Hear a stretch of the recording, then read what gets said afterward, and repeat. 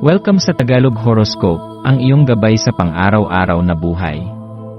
Hatid namin ang pinakadetalyadong horoscope na magsisilbing gabay mo sa pera, trabaho, pag-ibig, kalusugan, at swerte. Naway magtagumpay sa buhay ang lahat ng ating tagapakinig at subscribers sa buong mundo. Maraming salamat sa pag-subscribe at tanggapin ang siksik, liglig, at umaapaw na biyayang hatid ng Tagalog Horoscope.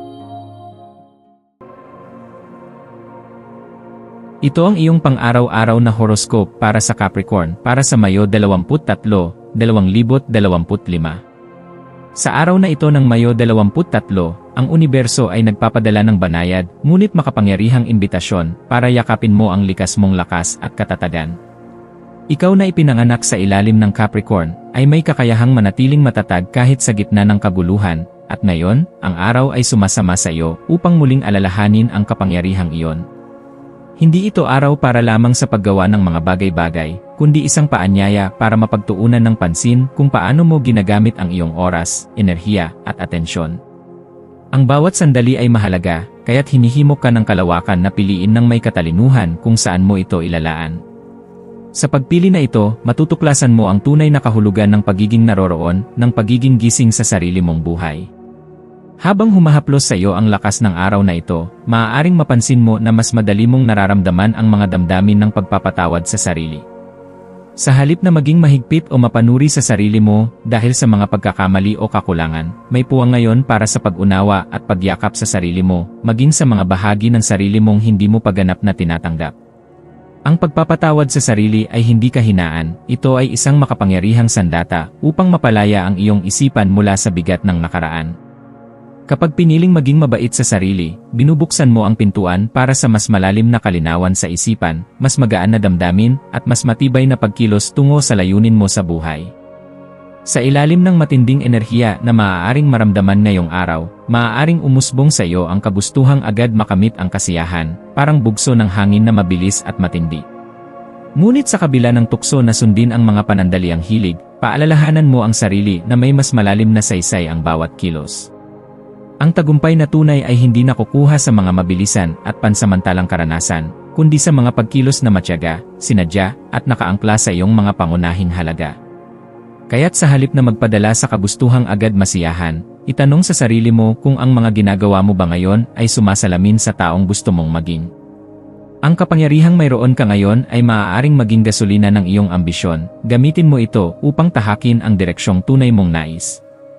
Mahalagang pagnilayan kung paanong ang pagiging mahabagin sa sarili ay nagiging tulay para mas mapalalim ang iyong pag-unawa sa sarili.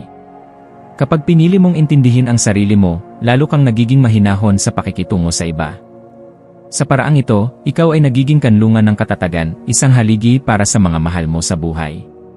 Kaya't huwag kang magdalawang isip na gampanan ang papel ng isang taong nagbibigay aliw, gumagabay, at nakikinig.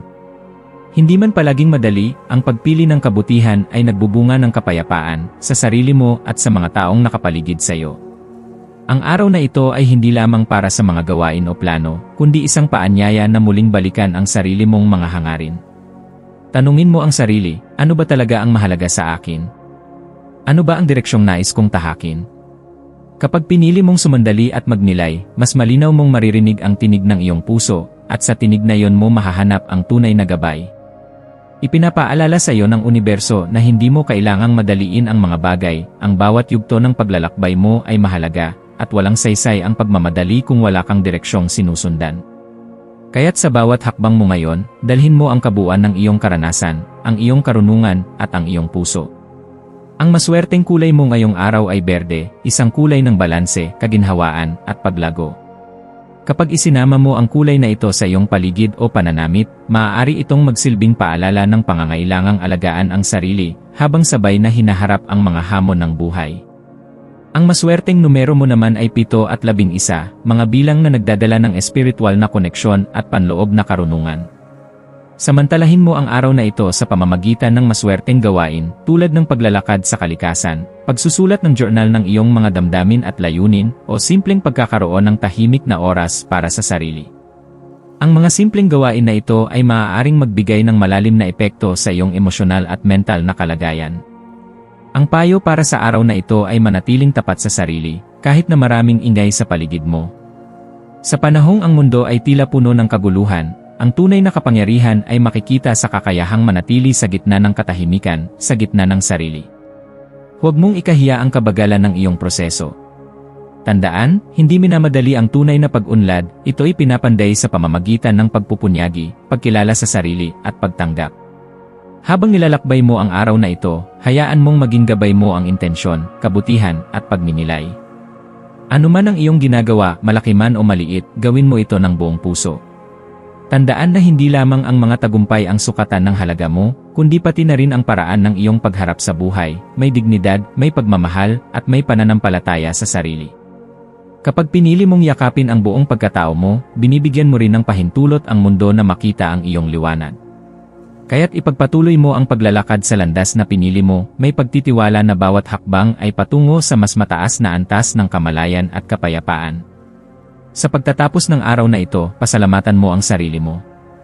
Pasalamatan mo ang lakas mong bumangon, ang tapang mong harapin ang mga bagay na hindi laging madali, at ang puso mong patuloy na nagmamahal. Isa kang patunay na ang tunay na katatagan ay hindi lang nakikita sa panlabas, kundi sa katahimikan ng loob na nagpapatuloy, kahit pagod, kahit sugatan. Sa mga susunod na araw, dalhin mo ang alaala ng araw na ito, na ikaw ay sapat, ikaw ay malakas, at ikaw ay mahalaga.